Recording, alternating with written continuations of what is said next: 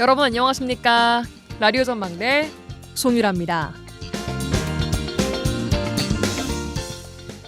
요즘 정치권에서 들려오는 소식들이 점입가경입니다. 민주당 김병기 의원의 의혹은 지금 경찰이 수사를 하고 있는 것만 13건인데요. 자고 일어나면 의혹이 하나씩 더 늘어나고 있습니다. 그중 국민의 영린을 건드리는 건 이른바 아빠 찬스, 엄마 찬스입니다. 김 의원의 전 보좌진은 김 의원 둘째 아들 편입을 위해서 외국어 시험 대신 기업체 10개월의 근무 경력을 요구받았는데 그 조건을 채우기 위해서 김 의원이 직접 기업에 취업 청탁을 했다는 주장을 하고 있습니다. 이 아빠 엄마 찬스는 여야를 가리지 않습니다. 기획예산처 장관 후보자의 이름을 올린 전 국민의힘 이해훈 의원. 아직 의혹 단계이긴 합니다만 2015년 셋째 아들이 고3 때 김상민 의원실에서 인턴 활동을 하면서 입시 스펙을 쌓았다라는 겁니다. 김병기 의원과 이해훈 전 의원 모두 관련 의혹들을 부인하고 있는데요. 계속 나오고 있는 이 의혹들을 듣고 있자 하니 본업에 충실한 건 과연 무엇인가라는 생각을 하게 됩니다. 정치인은 국민의 삶을 더 낫게 하는 일을 하는 사람들일 텐데 정치에 입문만 했다 하면 개인과 가족의 안위가 중요한 사람으로 바뀌는 건 왜 그럴까 싶은데요. 최근 작고하신 고 안성기 배우의 연기 철학을 정치권이 한번 되새겨봤으면 좋겠습니다. 69년이라는 엄청난 시간 동안 한길 연기 인생을 걸어왔지만 스님 역할을 맡을 때면 삭발에 승복을 입고 일상생활을 했고 중국집 배달원 역할을 할 때는 뒷주머니에 늘 나무젓가락을 함께 꽂혀 있었다라고 하죠. 내 본분이 무엇인지 한순간도 잊지 않았던 생전의 이 뜨거운 노력이 고인이 된 이후에도 조명을 받고 있는데요. 왜 정치를 하는지, 정치인의 본분은 무엇인지 1분 1초도 잊지 않도록 끊임없이 자신을 쳐서 노력하는 그런 정치인 어디 없을까요? 라디오 전망대가 오늘 준비한 내용입니다. 지역 소식들 뉴스브리핑 통해 들어보고요. 정치 한판 대기실까지 준비해뒀습니다. 잠시 후에 뵙죠.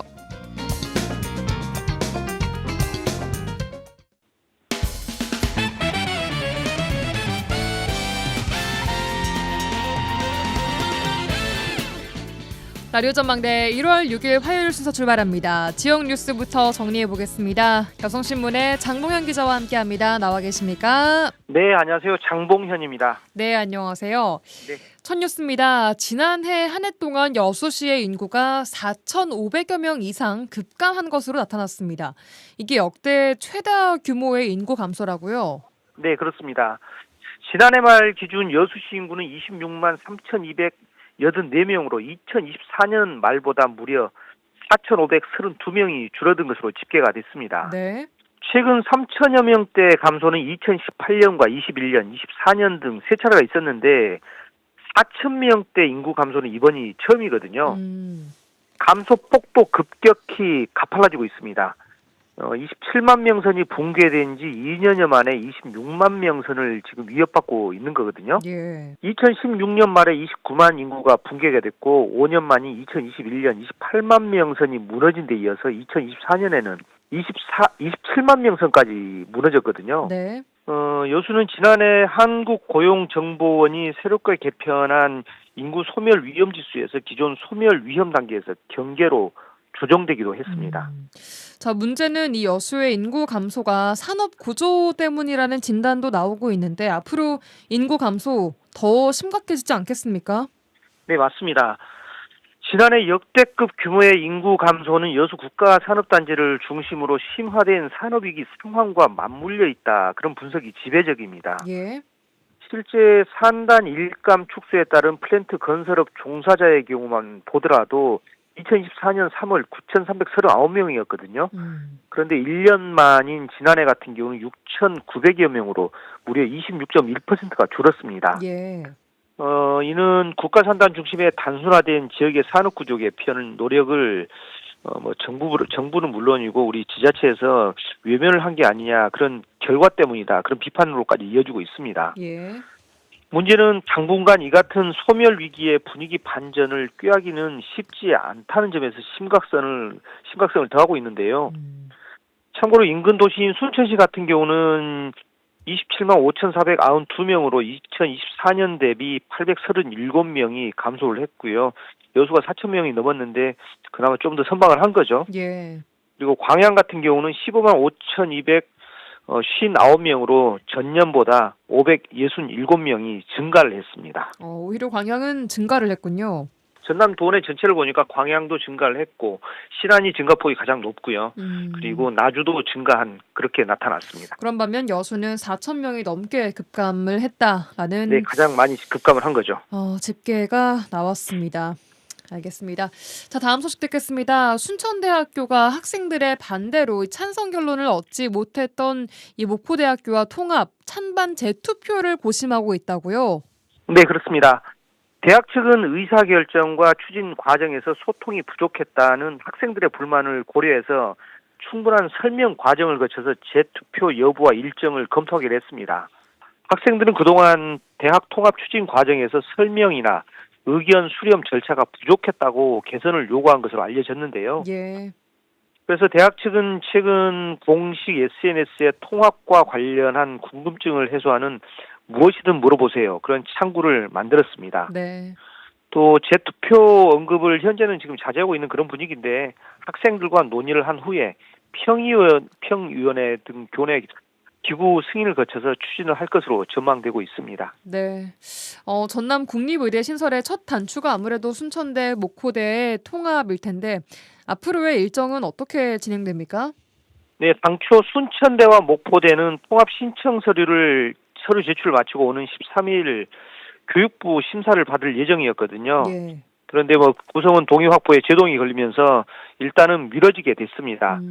일정이 지연되면 두 대학 통합의 주요 목적이기도 한 전남 의과대학 설립의 핵심 절차인 내년도 의대 정원 배정에 영향을 미칠 수 있다. 그런 전망도 일각에서 나오고 있거든요. 예. 참고로 보건복지부는 오늘 보건의료정책심의위원회 2차 회의를 열어서 지난달 말 발표된 의사 인력 수급 추계위원회 보고서를 안건으로 올려서 논의를 했습니다. 이와 관련해 전남도는 늦어도 이달 안에는 두 대학 구성원의 동의 절차와 통합 신청이 마무리돼야 전남 의대 신설에 차질이 없을 것으로 보고 있습니다. 네, 이 말인즉슨 다시 이달 안에 순천대에서도 재투표가 이루어져야 한다는 것으로 좀 들리긴 하는데 어떻게 네. 진행될지 이번 달에 좀 지켜봐야겠습니다. 다음 소식입니다. 순천에서 이른바 깡통 전세 사기를 벌인 공인중개사 또 부동산 업자 모두가 징역형을 받았습니다. 네, 맞습니다. 광주지법 순천지원 형사 2단독은 무자본 갭 투자 방식으로 대규모 전세 사기를 저지른 혐의로 구속 기소된 공인중개사 41살 A씨와 인테리어 업자 48살 B씨에게 각각 징역 10년을 선고를 했습니다. 예. 또 공범인 부동산업자 부부와 공인중개사 등 다른 피고인 3명에게는 징역 3년에서 7년을 각각 선고를 했습니다. 네. 이들은 지난 2020년 2월부터 24년 1월까지 법인을 만들고 순천시 조례동의 한 아파트 218채를 구입을 했습니다. 그 뒤에 137명으로부터 보증금 95억 원을 받아서 챙긴 혐의를 받고 있습니다. 네. 이들은 사채, 대출금 등 부채를 끌어와서 단기간에 대량의 아파트를 매수한 뒤 전세로 임대해주고 그 받은 전세 보증금으로 다른 아파트를 다시 구입하는 그런 방식으로 범행을 한 것으로 검찰 조사에서 드러났습니다. 네, 그러니까 자본 없이 대출 등을 끌어와서 다량의 아파트를 사들인 뒤 이른바 무자본 갭 투자 돌려막기로 하다가 피해를 키운 거군요. 네, 맞습니다. 보니까 이들이 세운 법인은 자본금이 1,000만 원에 불과했는데 설립 이후 3년 동안 누적 손실이 무려 7억 4천만 원에 달하는 완전 자본 잠식 상태였던 것으로 파악이 됐습니다. 예. 또 전반적인 아파트 매수와 관리, 매수 아파트의 인테리어와 법인 대표이사 명의 등을 제공하는 등 역할 분담을 한 것으로 드러났는데요. 네. 특히 자금 관리, 사무실 마련, 또 아파트 매수인 명의 제공, 임차인 모집 중개 등을 체계적으로 역할을 나눠서 범행을 저지른 것으로 조사가 됐습니다.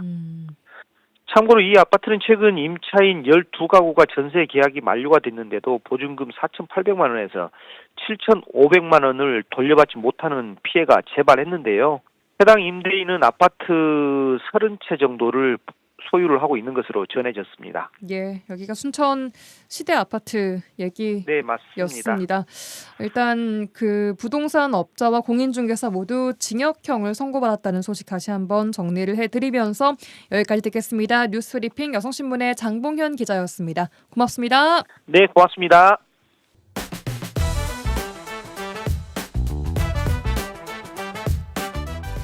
복잡하고 어려운 뉴스 때문에 정치 토론이 어려우십니까? 잠시 뒤에 있을 정치 한판 이슈를 친절하게 풀어주는 정치 한판 대기실.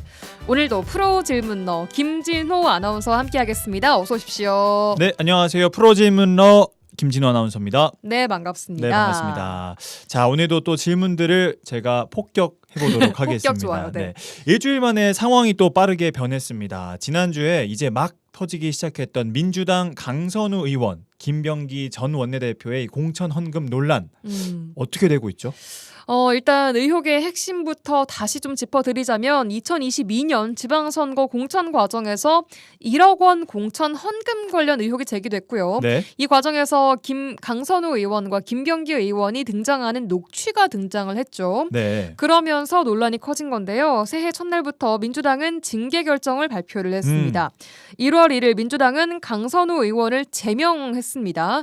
그래서 지금 강선우 의원은 무소속 상태고요. 네. 공천 헌금 사실을 듣고도 예비 후보의 단수 공천을 주도했던 의혹을 받는 김병기 의원은 중앙당 윤리심판원에 회부해서 징계 심판을 요청해 놓은 상황입니다. 당의 결정이 그렇군요. 예. 그런데 경찰 수사도 들어갔다고요? 그렇습니다. 당의 결정과 별개로 경찰 수사도 좀 진행되고 있는데 당시 김경 서울시 의원 측으로부터 1억 원을 받아서 보관을 하고 있다고 지목됐던 강선우 의원의 전직 보좌관 A씨를 피의자 신분으로 소환해서 오늘 조사에 들어갔습니다.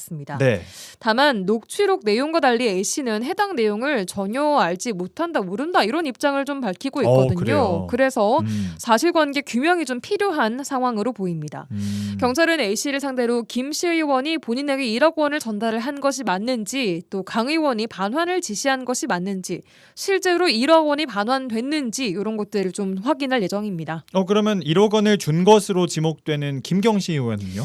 김씨 의원 경찰 고발되고 이튿날 바로 자녀를 만난다면서 미국으로 출국한 사실이 뒤늦게 좀 드러났습니다. 그래요. 그러니까 자연스럽게 도피성 출국이다 혹은 경찰의 늑장 수사다 이런 지적이 함께 나왔는데요. 논란이 일자 김씨 의원은 우선 신속하게 귀국을 하겠다라는 입장을 밝혀온 상황입니다. 근데 이런 가운데 김병기 의원이 또 탈당 관련된 입장을 냈다고요? 그렇습니다. 김병기 의원 제명당하는 일이 있더라도 탈당은 절대 하지 않겠다라고 어제 한 인터뷰에서 밝혔습니다. 네. 강선우 의원이 제명된 이후에 김 의원에 대해서도 탈당 등이 거론된다라는 취지의 질문에요.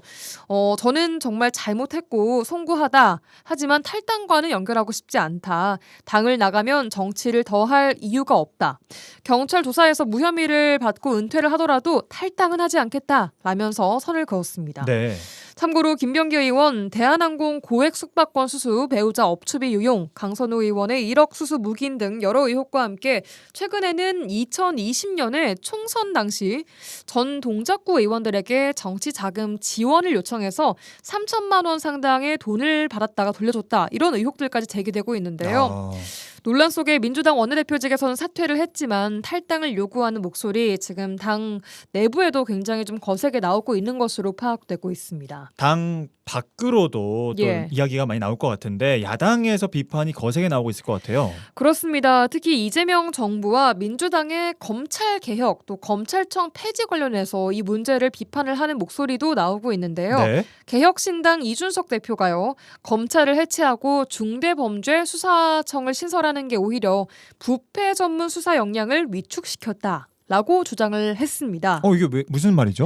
그러니까 검사 대부분이 이제 검찰청을 폐지하고 생기는 중수청으로 가지 않으려 한다라는 설문조사 결과와 함께 수십 년간 축적된 부패 수사의 노하우와 전문성이 증발 직전이다. 그리고 그 빈자리를 채우는 게 지금은 특검이다. 네. 입맛에만 맞는 사건만 특검을 동원해서 칼을 휘두르고 있다. 라고 좀 비판을 했는데요. 네. 결국 부패 수사를 원천 봉쇄해서 돈으로 공천을 사고 파는 게 목적이냐라면서 이번 김병기 강선우 사태에 대해서 아주 강하게 비판을 했습니다. 네, 알겠습니다. 새해부터 정치권이 공천 파동으로 참 어수선한 것 같습니다. 맞아요. 자, 질문 주제를 좀 바꿔보겠습니다. 해가 바뀌면서 정치권만큼이나 법원도 또 바쁜 시간을 보낼 예정인데요. 새해에는 또 윤석열 전 대통령 그리고 또 계엄 관련 재판들이 판단이 줄줄이 나올 예정이라고요. 그렇습니다. 12.3 불법 계엄을 일으킨 윤석열 전 대통령과 그 공범들에 대한 1심 재판이 계엄 사태 이후 1년여 만에 좀 마침표를 찍을 준비를 하고 있습니다. 네. 내란 관련 재판 판결들은 이제 1월과 2월 좀 줄줄이 예정되어 있는데요. 그래서 지금 사실 법원이 휴정기거든요. 그럼에도 바삐 돌아가고 있습니다. 그렇군요. 너무 여러 개 재판이 사실 동시에 진행되면서 누가 어떤 혐의로 재판받는지 정리가 좀 안 돼요. 아, 그렇죠. 네. 일단 내란 재판 전반적으로 좀 보자면요. 네. 그간 내란 재판은 윤석열 전 대통령의 내란 우두머리 혐의 사건, 또 조지호 전 경찰청장 등 경찰 지휘부의 내란 중요 임무 종사 혐의 사건, 또 김용현 전 국방부 장관 등 군 장성들의 내란 중요 임무 종사 혐의 사건 등 이렇게 세 갈래로 나눠서 진행됐는데요. 네. 재판부는 지난달 30일에 사건을 하나로 병합해서 앞으로는 피고인 8명의 재판이 함께 열리게 됩니다. 네. 서울중앙지법 형사합의 25부는 어제, 그러니까 5일이었죠. 어제와 내일 7일, 9일 이렇게 사흘간 윤 전 대통령과 김용현 전 장관, 조지호 전 청장 등의 내란 혐의 재판의 결심 공판을 진행을 하고요. 어제까지 보니까 남은 증거 조사들을 좀 마무리를 하고 앞으로 남은 7일과 9일 이틀간은 내란 특검팀의 이제 구형, 얼마나 형을 좀 구형할 것인지, 또 피고인의 최후 진술 이런 것들을 들을 예정이라고 전해지고 있습니다. 윤석열 전 대통령에게 과연 이 내란 특검팀 어떤 형을 구형할까요? 그러니까요. 이게 좀 궁금한데 내란 네. 우두머리 죄의 법정형은 사실 딱 두 가지입니다. 사형과 무기징역 이렇게요. 그래서 과거 검찰의 구형을 좀 봤을 때 보면은 전두환 전 대통령이 내란 수괴 혐의로 기소가 됐을 때는 사형을 구형을 했고요. 네. 또 노태우 전 대통령 반란, 내란 중요 임무 종사 등 혐의로 기소했을 때는 무기징역을 구형을 한 바가 있습니다. 그래서 이번 특검이 이대로 뭐 무기징역 혹은 뭐 사형 둘 중에 하나 어떻게 구형을 할지 혹은 더 낮은 구형이 가능해질지 이런 것들은 지켜볼 대목입니다. 이 판결은 언제쯤 나오나요? 일단 내란 사건 재판부는 오는 2월 중순쯤 내란 우두머리죄에 대한 판결을 선고할 예정이고요. 네. 이보다 앞서서 내란 특검팀이 기소한 또 다른 혐의, 체포 방해 혐의가 있거든요. 네. 이건 지난달 특검팀이 징역 10년을 윤 전 대통령에게 구형을 했는데요. 이거에 대한 1심 판결이 이번 달 16일에 나올 예정이었습니다. 네. 그런데 오늘 1심 그 재판 변론을 재판부가 다시 열었거든요. 그래서 16일로 예정됐던 이 선고 기일이 좀 연기될 가능성도 없지 않아 있어 보이고요. 네. 이 두 사건을 포함해서 윤 전 대통령이 받는 형사 재판은 총 8개입니다. 이거 8개 일단 시간이 좀 걸리긴 하겠지만 그래도 올해 안에는 다 선고가 될 것으로 보입니다. 네, 알겠습니다. 새해 첫 정치 한판 잘 들어보도록 하겠습니다. 네, 김진호 아나운서와 함께했습니다. 고맙습니다. 고맙습니다.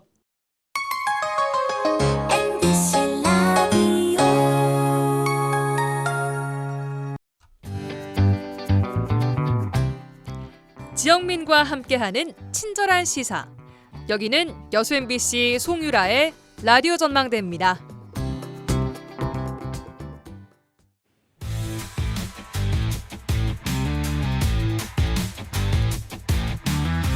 라디오 전망대 정치 한판. 정치 한판 시작합니다. 더불어민주당 서동용 전 의원, 개혁신당 천하람 원내대표 두 분과 함께하겠습니다. 두 분 나와 계십니까? 반갑습니다. 서동용입니다. 네, 안녕하세요. 천하람입니다. 네, 새해 첫 정치 한판인데 두 분 새해 복 많이 받으십시오. 고맙습니다. 새해 복 많이 받으십시오. 네, 새해 복 많이 받으십시오. 네, 연초 어떻게 보내고 계십니까? 서 의원님? 저는 지난 1월 1일 아침에 광양읍에 있는 그 서산이라고 있거든요. 그 서산에 올라가서 많은 분들하고 일출을 같이 보고 새해 소원 좀 서로 기원하고 서로 덕담 주고받고 뭐 이렇게 좀 하고 내려왔고요. 예. 저희가 1월 1일 날 이제 산에 가서 일출을 보러 산을 자주 갔는데 네. 사실은 산에 가서 보는 일출의 기운보다는 거기를 올라가고 내려오면서 만나는 그 수많은 사람들이 서로 새해 복 많이 받으시라고 덕담 주고받는 것들, 이것 때문에 오히려 큰 복을 받는 것 같은 느낌들이 있거든요. 그럴 수 있겠네요. 그래서 네. 예, 많은 분들이 좀 같은 마음으로 그 새해 일출을 보는 데는 꼭 좀 가려고 좀 하고 있습니다. 작년에는 못 갔지만 올해는 갔다 왔어요. 네, 올해도 받은 그 많은 분들의 기운이 또 깃들기를 저도 함께 바라겠습니다. 천 대표님도 일출 보셨습니까? 혹시? 네. 저희 같은 경우는 이번에 한라산을 올라갔다 왔습니다. 저희 개혁신당의 예. 제주도당이 최근에 설립이 돼가지고요. 예.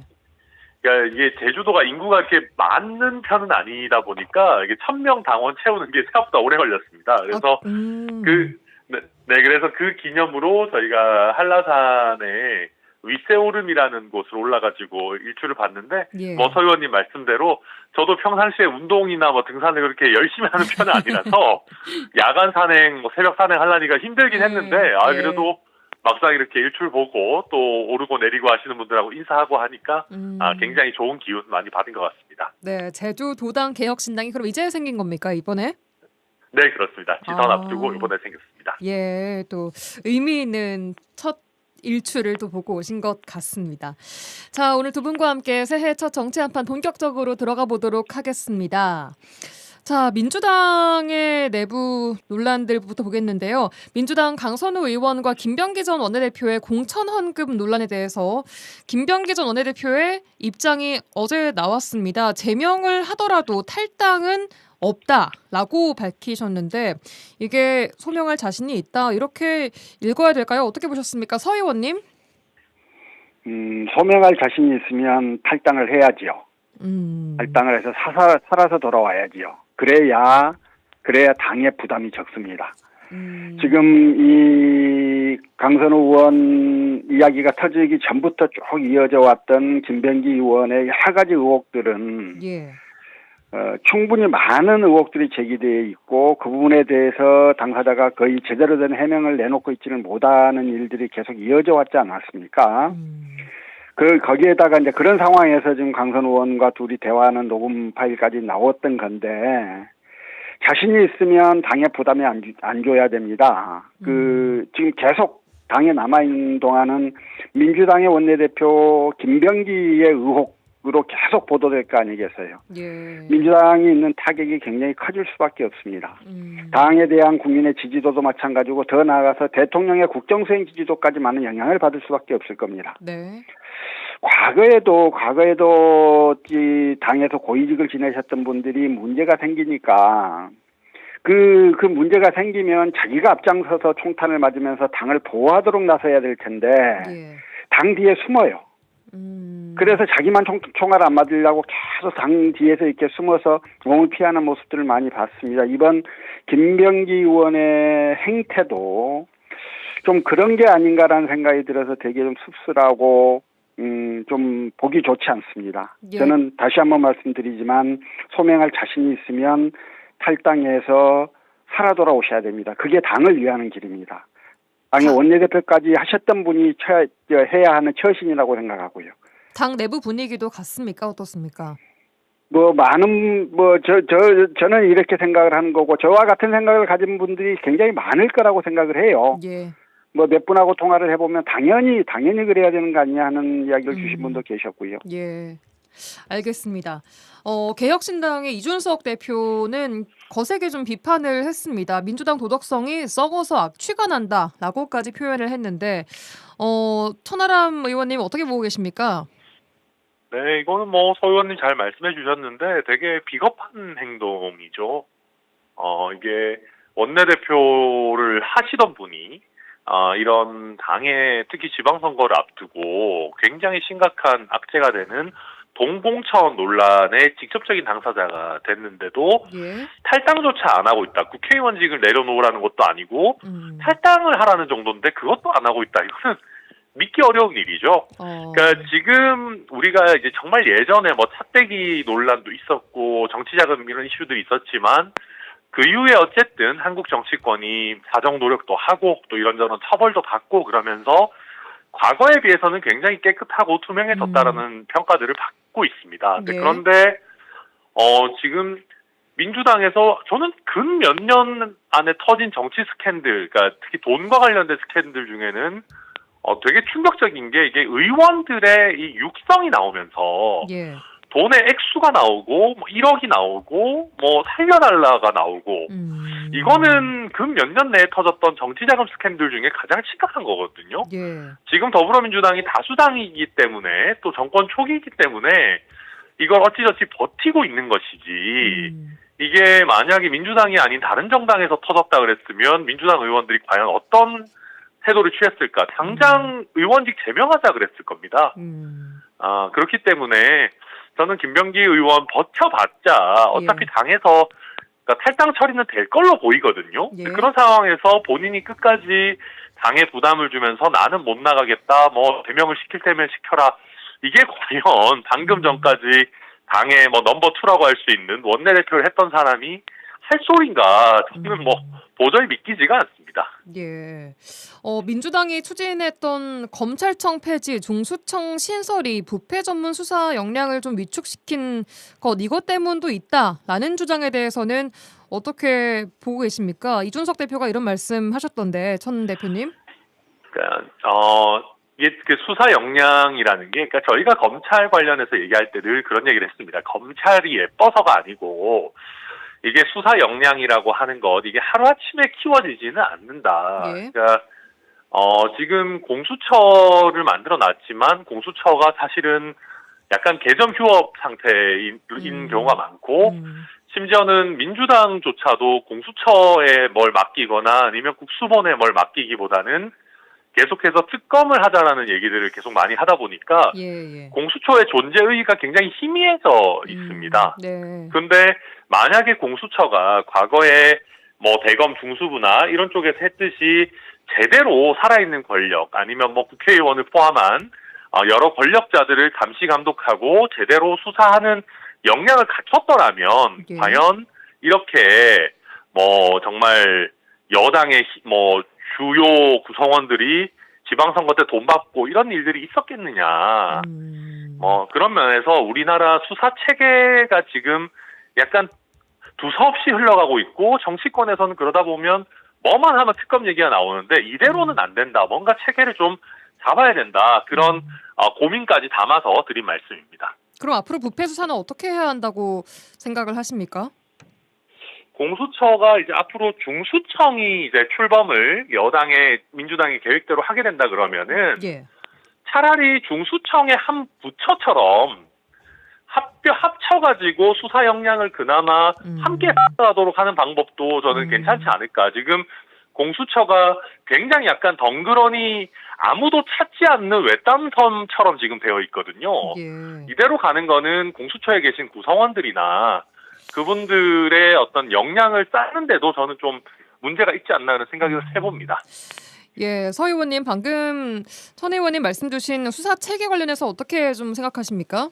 예, 저는 뭐 이제 수사 체계를 정비하고 바로잡는 과정에서 굉장히 많이 크게 중심으로 봐야 될 게 국가의 범죄 수사 역량이 하락해서는 안 되는 거다. 예. 그럴 수 있는 방안들을 찾아야 한다라고 하는 말에 전적으로 동감합니다. 예. 그러나 이제 이번 이 민주당의 이 사태가 그 문제 때문에 그게 원인이 됐다 이렇게 보기는 좀 어렵잖아요. 이게 이제 이제 터져 나온 문제고 이 문제를 수사기관을 어떻게 수사하는가를 보면 그 평가들이 좀 가능할 수도 있겠지만 예. 그 검찰청을 폐지했기 때문에 이런 문제가 지금까지 수사가 안 됐다 이렇게 볼 수 있는 건 아닌 것 같고 해서요. 예. 저는 이제 민주당 국회의원이기도 했고 또 민주당을 선택할 때 최소한 이제 도덕성의 면에 있어서나 또 사회적 약자에 대한 따뜻한 시선의 면에 있어서 민주당이 다른 어떤 정당보다도 나은 정당일 거라고 생각을 하고 했습니다. 그리고 지금도 그 생각들은 변함이 없고요. 그런데 예. 민주당 후보가 보수 정당의 후보보다 도덕성 면에서 뒤져도 된다. 이런 발상이 어떻게 가능하겠는가. 또 민주당과 보수 정당의 후보가 도덕성 문제에 있어서 공수가 뒤바뀌어도 정말 괜찮은 건가. 이제 이런 문제에 대한 인식들을 저는 늘 가지고 있는데 예. 수사체계 문제는 그 자체로서 중요한 국가적 과제이니까요. 그거는 알겠습니다. 그거대로 계속 논의하고 더 국가의 범죄 수사 역량이 하락하지 않도록 하는 방안들은 계속 찾아 나가야 한다고 생각합니다. 예, 민주당 박지원 의원을 비롯해서 전남 지역의 여론은 이번 논란에 대해서 아까 서 의원님도 마찬가지로 좀 단호히 대처해야 한다라는 입장인데요. 김병기 전 원내대표 결국 어떤 판단을 내릴 거라고 보십니까, 서 의원님? 수사 결과가 나오면 모든 것들이 좀 정리가 될 텐데요. 네. 수사 결과가 좀 늦어지고 또 미진하게 나오고 그러면 이 혼란이 계속될 수밖에 없는 거거든요. 예. 그래서 이제 김병기 전 원내대표의 뭐 정치적 판단, 결정 뭐 이런 문제는 결국 진실에 기반해서 모든 문제를 접근할 수밖에 없는 거고 그런 측면에서 보자면 수사 결과가 나오기만 해도 어느 정도 정리될 문제가 아닌가 싶습니다. 그러니까 서 의원님 잘 말씀해 주셨는데 수사도 수사고 지금 민주당도 어찌됐든 지방선거가 나름대로 사정권에 들어온 상황에서 예. 계속 안고 갈 수는 없거든요. 역설적으로 직전 원내대표이기 때문에 더더욱 안고 갈 수 없을 겁니다. 예. 그래서 저는 민주당에서 시간이 뭐 약간 걸릴 수는 있겠지만 결국 뭐 시간 문제지 뭐 당에서 탈당 처리하는 뭐 탈당 공고든 뭐 제명이든 그런 처분을 당연히 할 거라고 보고요. 그러니까 서 의원님이 아까도 도덕성이라는 가치를 높게 보셔서 민주당을 선택했다라는 표현을 하셨는데 예. 그러니까 정치인과 정당이라는 거는 예. 서로가 서로를 어떻게 보면 활용하는 면도 있는 겁니다. 그런데 과연 직접 원내대표라고 하시는 분이 본인이 선택해서 들어온 더불어민주당에 해를 끼치고 있는 건 아닌가. 그거를 사실은 차분하게 돌아보셔야 되는 시점인데 너무 과거의 어떤 고리타분한 조직 논리로 본인의 어떤 행보를 결정하시는 거 아닌가. 저는 조금 납득하기 어렵습니다. 알겠습니다. 자, 일단 이 정도로 민주당 이야기는 좀 마무리를 해보고요. 윤석열 전 대통령 내란 재판 얘기로 좀 넘어가 보겠습니다. 내란 재판 휴정기임에도 법원을 지금 뜨겁게 달구고 있습니다. 이번 주 변론 종결을 앞두고 재판이 여러 개 잡혀 있고 또 결심 공판도 예정이 되어 있는데 사실 법정형이 이 무기징역과 사형뿐입니다. 내란 우두머리 혐의 관련해서는 과연 특검이 어떤 구형을 얼마나 할 것인가 어떻게 보십니까? 서 의원님? 잘 모르죠. 잘 모르는데 일단 저는 뭐 과거 사례하고 좀 비교를 해보면 좋겠다는 생각이 있어요. 전두환 노태우요. 예. 일단 각각 사형 무기징역. 그죠? 예. 구형이 사형 무기징역이었고 실제로 형량은 1심에서는 전두환에 대해서 사형, 노태우에 대해서 22년 6개월. 그러다가 2심에서 전두환에 대해서 무기로 감형되고 노태우에 대해서는 17년. 이렇게 돼서 그게 형이 확정이 됐는데요. 예. 일단 이제 그때 그 전두환 노태우는 일단 내란, 반란 등등이 다 유죄로 인정됐고 특히나 그 와중에서 광주 시민들을 비롯해서 굉장히 많은 사람들이 죽었지 않습니까? 근데 이제 거기에 비하면 이번은 사람이 직접 죽지는 않고 굉장히 빨리 끝난 말하자면 꼭 그 미수 같은 뭐 이런 일들이에요.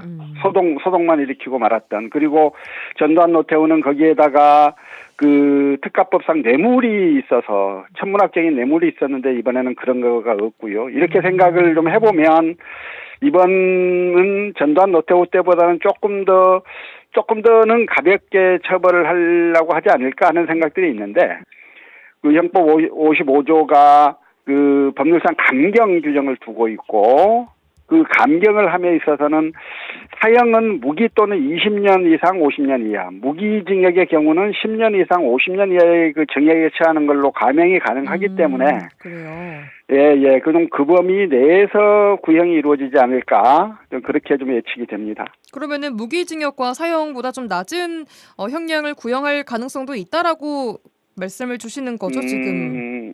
예. 저는 그럴 가능성이 좀 있지 않을까. 알겠습니다. 선 의원님 어떻게 좀 예측하십니까? 근데 이번 특검 같은 경우에는 어쨌든 굉장히 엄벌해야 된다라는 마인드 자체는 있는 것 같아서 구형 자체는 무기징역으로 하지 않을까 싶습니다. 근데 이제 아마도 이제 실제 법원의 판결은 서 의원님 잘 말씀해 주셨듯이 이게 뭐 참 어려운 문제인데 만약에 이제 피고인 윤석열이 지금 반성을 하고 뭐 모든 걸 잘못했다 자백하고 뭐 이랬으면 분명히 장량 감격이 될 겁니다. 그래서 무기까지는 안 나올 수 있는 상황으로 보이거든요. 뭐 여러 이유 뭐 좀 실제 뭐 사망자가 없고 뭐 기간이 짧았고 뭐 여러 가지를 들어서 판사 입장에서도 장량 강경해줄 수 있는 사안입니다. 예. 근데 지금 이제 끝까지 자꾸 뭐 이상한 소리 하고 계속 뭐 계몽령이니 뭐 자꾸 그런 소리 하고 있기 때문에 법률적인 관점에서만 보면 결국 본인에게 굉장히 불리한 변론 활동을 하고 있고 이게 법원의 판단에 어떤 영향을 줄지는 조금 지켜봐야 될 것 같습니다. 예, 법조계 출신 두 분이 예측하는 일단 특검의 구형 그리고 판단이었습니다. 이 특검의 구형량이 보수 진영의 재편 또 국민의힘의 현재 지형에 좀 어떤 영향을 줄 거라고 보십니까, 천 의원님?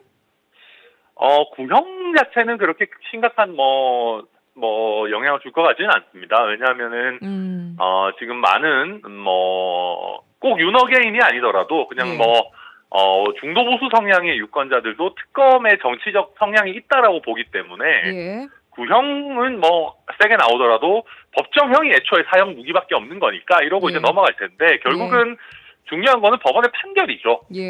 판결에서 엄벌이 나오고 피고인 윤석열이 사면이 없다면 생전에 교도소 밖을 못 나올 정도의 형이 나온다라고 하게 되면 그때는 이거는 헌법재판소뿐만 아니라 이제 일선 형사법원에서도 어마어마한 중범죄다라는 게 밝혀졌을 때도 과연 장동혁 대표를 포함한 어쨌든 국민의힘의 지도부가 계속해서 비상계엄에 대한 어떤 통렬한 반성과 사과를 안 하고 버틸 수 있겠느냐.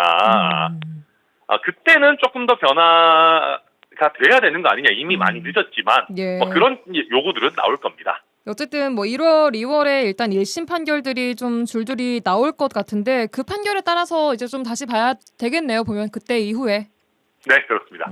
알겠습니다. 서 의원님 추가 주실 말씀 있으십니까 혹시? 당장 이제 지금까지 민주당이 계속 국민의힘을 위원정당 해산 대상으로 이렇게 계속 정치적 공격들을 해왔는데요. 일단 이제 중형이 선고가 되면 민주당의 국민의힘에 대한 공세는 한층 더 강화되지 않겠어요? 그리고 이제 국민들의 입장에서도 정말 윤석열에 대해서 1심 법원이라도 판결이 딱 나오고 나면 그 다음부터는 이 국민의힘에 대한 시각들이 많이 또 달라질 수밖에 없는 거거든요. 그럴까요? 저는 1심 판결 선고 후 국민의힘이 겪을 폭풍이 만만치 않게 될 거다라는 생각은 듭니다. 알겠습니다. 일단 1심 판결 이후에 또 상황을 지켜봐야 될 것 같습니다. 자, 이제 지역으로 좀 넘어와 보겠습니다. 광주 전남 행정통합 얘기가 새해 들어서 그야말로 급물살을 타고 있습니다. 대통령까지 언급을 했는데 그 전까지는 행정통합 전 단계인 광역연합이 추진되고 있었는데 올해 7월을 목표로 갑자기 또 행정통합까지 얘기가 나오고 있습니다. 지역민들 입장에서는 사실 속도도 그렇고 내용도 그렇고 혼란스럽고 좀 당황스러운 분위기도 감지되고 있는데 두 분 어떻게 보고 계십니까? 일단 서 의원님. 그럼 왜 하려고 하는 걸까요? 왜 하려고 하는 건지에 대해서 정확하게 비전과 철학들이 제시돼야 그래야 도민들이 수긍하고 받아들일 건데요. 지금까지 이 광주 전남 행정통합 하면 좋은 거 아니야라는 수준을 뛰어넘어 그렇게 하면 국가 지원금을 좀 더 받을 거야 라고 하는 애매하고 막연한 이야기를 뛰어넘어서 행정통합이 어떤 중요성이 있고 그걸 하면 어떤 효과가 날 것인지에 대해서 정확하게 이야기해 주신 분이 안 계세요. 그래서 저는 이 행정통합이 조금 생뚱맞다는 생각이 있는데요. 지금 이제 가장 중요한 문제는 수도권 일극체제, 수도권 집중, 지방 소멸 이 문제가 대한민국의 미래를 좌우할 큰 문제 아니겠습니까? 그래서 국토의 균형 발전을 이뤄내야 한다. 지방 소멸을 막아내고 완화해야 한다라고 하는 당위에 대해서 누구나 다 동의하는데 그 균형 발전을 위한 가장 우선순위가 행정통합이냐? 그건 아니지 않겠는가? 이런 인식을 갖고 계신 분들 많이 계신단 말이에요. 균형 발전을 위해서는 기업을 분산하고 인구를 분산하고 또 기업들이 수도권에뿐만 아니고 지방에서도 좋은 인재를 찾을 수 있도록 지방대학들을 육성해내는 이런 일련의 과정들 속에서 국토 균형 발전들이 이루어질 것인데 왜 행정통합부터 하려고 할까요? 저는 이제 그걸 그럴까요? 제가 잘 네. 이해가 안 돼서 지금 내년 지방선거를 앞두고 대통령이 그 대전 충남의 통합 문제하고 뭐 이런 것들에 대해서 구체적 관심을 보이니까 특히나 이제 민주당 공천을 받기를 원하는 지자체장들이 이 문제를 막 적극적으로 추진하고 있는 것 같은데요. 네. 저는 이렇게 해서는 안 된다. 이렇게 해서는 올바른 통합이 꼭 필요하고 통합이 올바른 길이다 하더라도 올바른 통합의 모델을 만들어낼 수 없다. 예. 차분한 공론화가 필요하고 예. 도민을 설득하는 과정들이 먼저인 것이지 예. 이렇게 번개에 콩 구워 먹듯 예. 이렇게 급하게 서두를 문제는 결코 아니다. 이렇게 생각을 합니다. 예, 말씀 주신 것처럼 지금 뭐 강기정 광주시장 또 김영록 지사 일부 정치인이 주도하고 있는 방식도 공론화가 없다라는 지적 나오고 있는 상황인데 천 의원님은 어떻게 보고 계십니까? 저는 원론적으로는 행정통합은 필요하다고 봅니다. 예. 그런데 말씀하신 것처럼 이거를 이번 지방선거 전에 마치 주요 출마가 예정되는 정치인들이 친명 아젠다의 하나로 행정통합을 무분별하게 이야기하는 형태는 저도 반대입니다. 이게 이번 지방선거 전이라고 하면 너무 얼마 안 남았어요. 6월이니까. 그리고 네, 물론 지방선거 치르고 각자의 단체장이 생기고 나면 통합 논의가 더 어렵다는 거는 뭐 저도 이해는 합니다. 근데 만약 이 행정통합 논의가 그렇게 중요했다면 예. 이재명 정부 들어서자마자 추진해서 논의가 조금은 됐었어야 됩니다. 근데 해를 넘겨서 시작해서 2026년 뭐 상반기 내에 마무리 짓겠다. 심지어 선거 일정까지 고려를 하면은 못해도 4월 중에는 마무리가 돼야 예. 뭐 통합 단체장을 뽑을 거 아닙니까? 그렇죠. 근데 그거는 비현실적이다라고 보고요. 저는 그래도 행정통합이 필요하다라고 생각하는 이유는 예. 어느 정도 덩어리가 커졌을 때 네. 할 수 있는 어떤 행정적 재량의 폭이나 아니면 유치할 수 있는 기업, 아니 하다못해 만날 수 있는 기업체의 대표 수준도 올라갑니다. 내가 뭐 광주시장이다라는 것에 비해서 예. 광주와 전남을 통할한 우리 뭐 호남권에 내가 뭐 300만 인구를 대표하는 단체장이다라고 했을 때 예. 조금은 큰 아젠다를 가지고 더 큰 사업들을 해나갈 수 있으니까 예. 저는 필요한 부분이라고 보는데 예. 서 의원님 말씀대로 뭐 그냥 일단은 지선 전에 친명 느낌 내고 빨리빨리 추진합시다. 이렇게 할 정도로 가벼운 문제는 아니다. 그리고 지금 대전 충남의 논의가 집중돼 있는 상황 속에서 우리가 갑작스럽게 뭐 한다고 했을 때 그러면 우리 전남과 광주가 중앙정부로부터 더 많은 지원을 끌어낼 수 있을 거냐. 저는 그렇지도 않다. 지금 대통령은 약간 대전 충남 쪽에 조금 더 시선이 가 있는 상황 속에서 네. 그게 그렇게 간단하지도 않을 거다. 저는 그렇게 봅니다. 예, 알겠습니다. 행정통합 이야기를 좀 해봤고요. 자, 전남 이제 후보군 관련된 여론조사에서 전남 지역에서 대통령실 참모진이나 정부의 장차관 출신의 전략 공천에 대해서 전남 지역민들이 과반 이상 좋다, 찬성하는 결과가 좀 나왔습니다. 혹시 전남지사 후보군으로 중앙 정치권 인사가 깜짝 등장할 가능성 얼마나 있다고 보시는지 중앙에 계신 천 의원님부터 좀 들어보겠습니다. 저는 이런 여론조사는, 예. 뭐랄까요. 기성의 정치인들에 대한 반감을 보여주는 여론조사긴 한데, 예. 이게 고스란히 시민에게 그렇다고 해서, 지지로 연결되진 않습니다.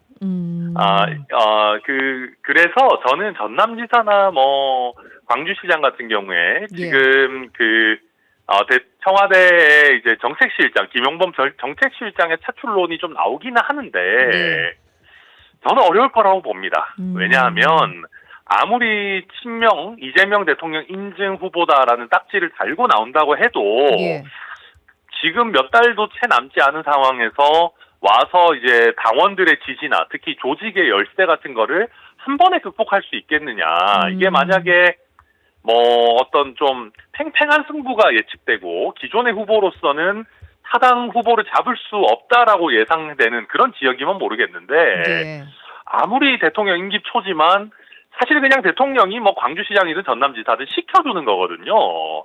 그런 형태를 전략 왜냐하면 공천을 한다는 것은 그렇죠. 왜냐하면은 우리 광주 전남 같은 경우는 민주당 당선 가능성이 매우 높기 때문에 그거를 저는 우리 시도민들께서 납득하시겠느냐. 저는 이건 그냥 지금 있는 정치인들에 대한 반감을 표시한 거지 막상 누구 하나로 특정돼서 그 사람이 낙하산 타고 내려온다 그러면은 저는 예. 우리 전남 도민들께서 그 납득 안 하실 거라고 봅니다.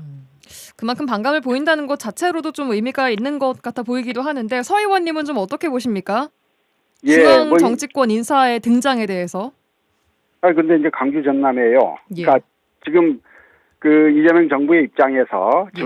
지방 선거에서의 승리는 국정의 안정적 운영을 위해서 중요한 수단일 수 있죠. 중요한 것일 수 있습니다. 예. 그러면 당뿐만이 아니고 청와대에서도 지방선거의 승리를 위해서 유력하고 좋은 인자들이 있으면 정부에 잡아두지 않고 보내드리겠다라고 하는 건 할 수 있는 거죠. 예. 그런데 좀 그게 하필이면 광주하고 전남인 건 되게 이상하잖아요. 기존의 민주당 후보들이 질 가능성이 있습니까? 아니면 기존의 민주당 후보들이 정말로 문제가 많아서 그 정도 사람들이 나오지 않으면 광주 전남을 이끌어갈 수 없는 겁니까? 뭐 그 부분에 대한 답이 좀 있어야 할 텐데요. 예. 이게 실제로 정권 초기에 이재명 정부와 민주당이 선택할 카드인가에 대해서는 저는 잘 용납이 안 돼요. 예, 알겠습니다. 지금으로서는 가능성 크지 않다라고 보고 계시는 거고요. 청와대에서도. 예, 그렇습니다. 예. 알겠습니다. 네, 오늘 여기까지 들어야 될 것 같습니다. 정치 한판 더불어민주당 서동용 전 의원, 개혁신당 천하람 원내대표 두 분과 함께했습니다. 두 분 오늘도 고맙습니다. 수고하셨습니다. 네, 감사합니다.